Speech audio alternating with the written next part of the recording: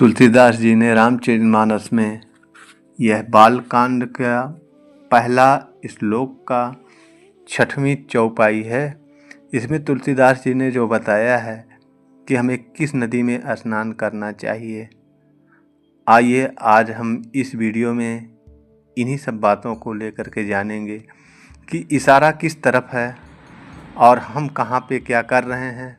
हम अपने को देखें, इसीलिए ये मनुष्य शरीर मिला हुआ है कि जो है हम कहाँ पे हैं और क्या कर रहे हैं, हमें क्या करना चाहिए। ये बुद्धिजीवी जो यौन है, ये मनुष्य शरीर की यौन है, ये बहुत दुर्लभ से हमको मिलता है।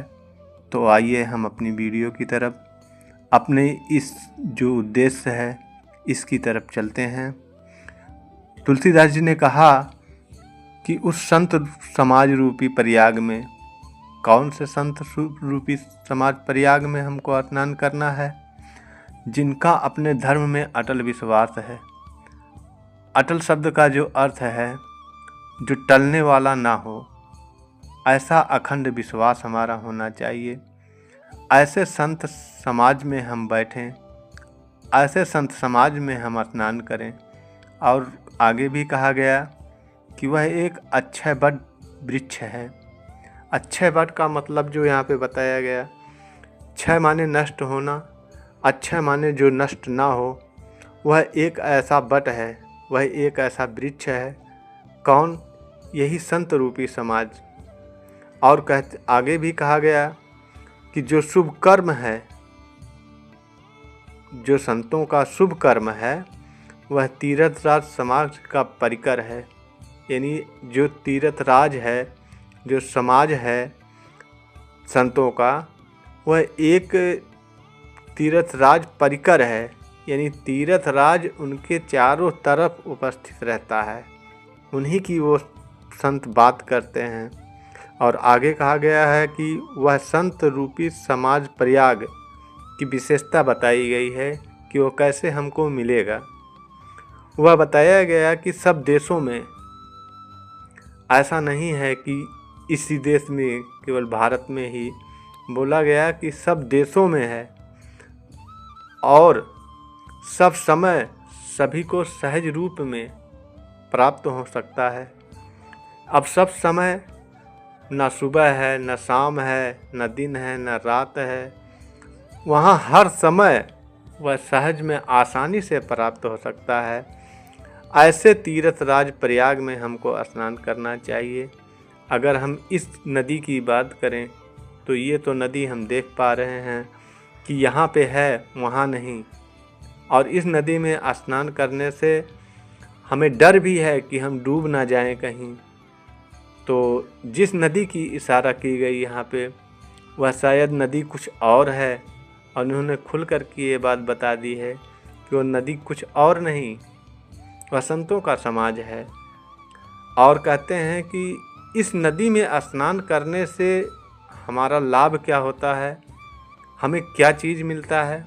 कहते हैं कि इसका आदरपूर्वक सेवन करने से, आदरपूर्वक, सम्मानपूर्वक इसका पालन करने से, संतों की समाज में बैठने से, संत जो बताएं उसका पालन करने से हमारे संपूर्ण क्लेश नष्ट हो जाते हैं। जो हमारा दुख है वह दुख समाप्त हो जाता है, कोई क्लेश की बात ही नहीं होती है। और आगे इसी में ही 7वीं चौपाई में जो कहा गया, यह जो तीर्थराज है, यानी संत समाज, यह तीर्थों का राजा है। क्योंकि कहा गया है कि अकथ अलौकिक तीर्थ राऊ। यानी इस तीर्थराज जो तीर्थों का राजा है, अलौकिक है, दिव्य है और अकथनीय है। यानी यह वर्णन करने में नहीं आता है कि हम इस तीर्थराज का वर्णन कर सकें। फिर भी कुछ न कुछ बातों के माध्यम से तो कहना ही पड़ेगा। और कहते हैं कि देय सद् फल प्रगट प्रभाव, एवं तत्काल फल देने वाला है। ऐसा नहीं है कि उसमें हम इस नदी में स्नान करते करते हम 40 वर्ष स्नान किए, 50 वर्ष स्नान किए और हमें फल की प्राप्ति नहीं हुई। लेकिन कहा गया कि जब हम संतों के समाज में बैठते हैं, इसमें जब हम स्नान करते हैं, उनकी बातों को सुनते हैं और उससे सराबोर होते हैं, उसको जीवन में लागू करते हैं, तो कहते हैं कि यह तत्काल फल देने वाला होता है और उसका प्रभाव प्रत्यक्ष है। यानी जब हम संतों के समाज में बैठते हैं तो उसका प्रभाव हमें देखने को मिलता है, वास्तव में तत्काल मिलता है, क्योंकि अनुभव जिसने इसका किया है वही इसकी महिमा गा सकता है, वही समझ सकता है कि वास्तव में प्रभाव प्रत्यक्ष है या नहीं प्रत्यक्ष है।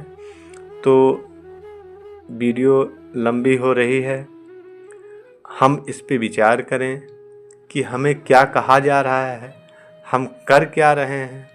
तुलसीदास जी ने जो हमें कहा है यहाँ पे, वो हमें बताने के लिए नहीं कहा है कि केवल पढ़ते रहिए।